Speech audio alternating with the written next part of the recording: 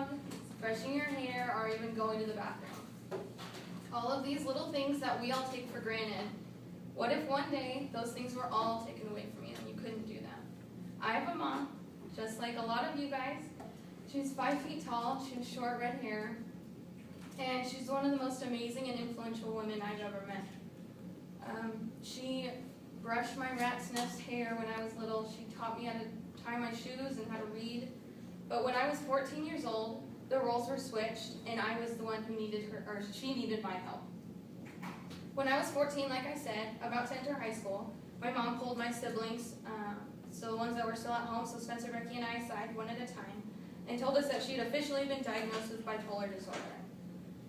A lot of people don't understand the magnitude of this disorder. Honestly, I didn't even understand it at first. I didn't understand that taking care of my mom for the next 2.5 years would be a full-time job. My dad is a long-haul truck driver. He's on the road 5 days out of the 7 days of the week.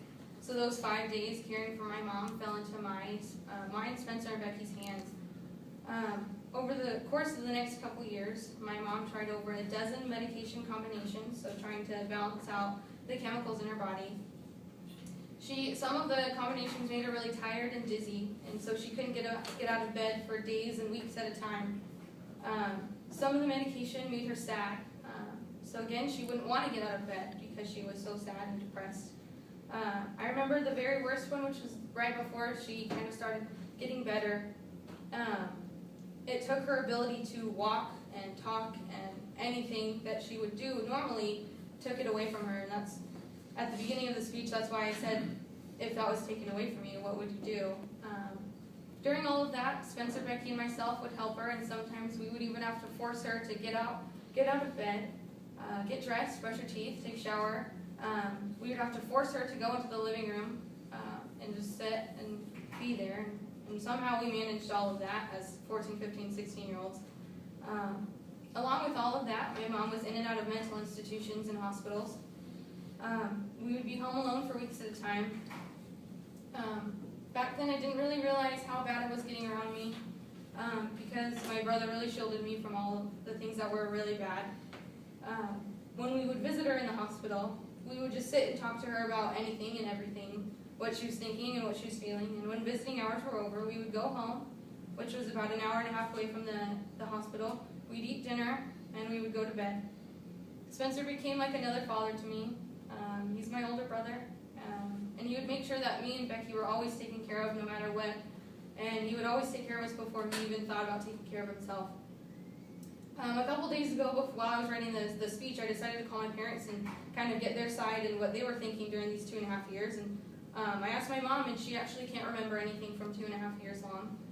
So graduations, court of honors, birthdays, and all of the big deals that are made, proms, everything is missing from her memory, and she's still trying to get it back.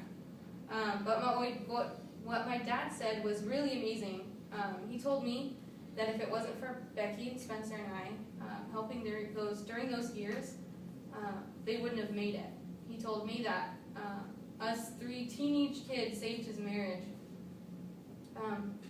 I can remember going out in public, into church, and just anywhere, and people would stare at her and my family because my mom didn't walk right, and she couldn't really speak or anything, and she would act funny, kind of, and so they would stare mostly because they wanted to help, mostly because they felt bad for my mom or didn't really understand what was going on, and I hated it. I hated those people, and I hated the pity that they gave us because I did not want to be that person.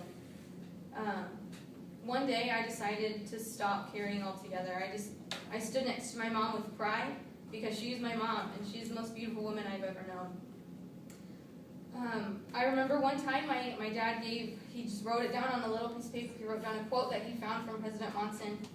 He gave to each, Spencer, Becky, and I, and it says, "Whether it is the best of times or the worst of times, He is with us. He has promised us that, and this will never change." So remember when you have difficult times, when you broke up with your boyfriend, or your mom is sick, or you just had a loved one that passed away. Rely on your Savior the most and your family to be that driving force that keeps you going throughout the rest of your life.